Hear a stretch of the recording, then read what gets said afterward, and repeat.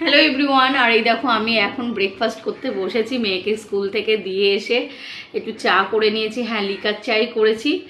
আর যেহেতু পাস্তা খাবো, দুধ চাটা করিনি। আর এই দেখো আজকে টিফিনে এই যে পাস্তা খাবো। তোমাদের কি সবার ব্রেকফাস্ট হয়ে গেছে? আশা করি হয়ে গেছে, আমি একটু লেট করেই খাচ্ছি। তো চলো ব্রেকফাস্টটা করে নিই। সবাই কেমন আছো জানিও।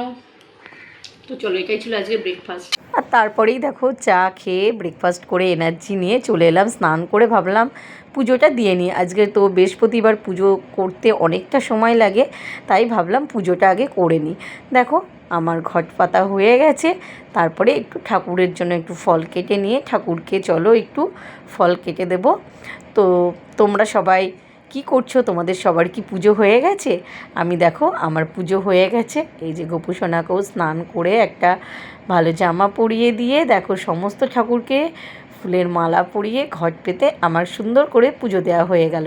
তারপরেই চলে এলাম, যেটুকু রান্না বাকি ছিল, হ্যাঁ একটু ডিমের পোস্ত করব, ডিম পোস্ত করব।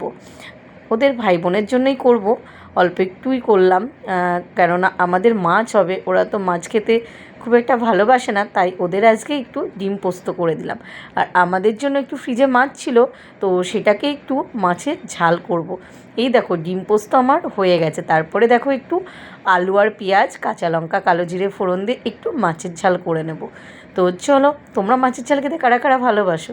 আমার কিন্তু বেশ ভালো লাগে, ডিম পোস্ত খেতেও বেশ ভালো লাগে।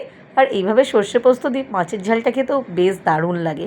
তো চলো, আলুটা সেদ্ধ হলে মাছটা দিয়ে দেবো। এই দেখো আমি এবার মাছগুলো দিয়ে দেবো। আমার আর বরমশাইয়ের জন্য একটু মাছের ঝাল করে নিলাম।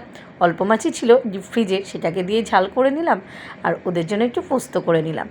আর একটুখানি ভেজে নিয়েছিলাম ঢ্যাঁড়স ভাজা। তো এটাই ছিল আজকে আমাদের লাঞ্চ মেনু। ভিডিওটা কেমন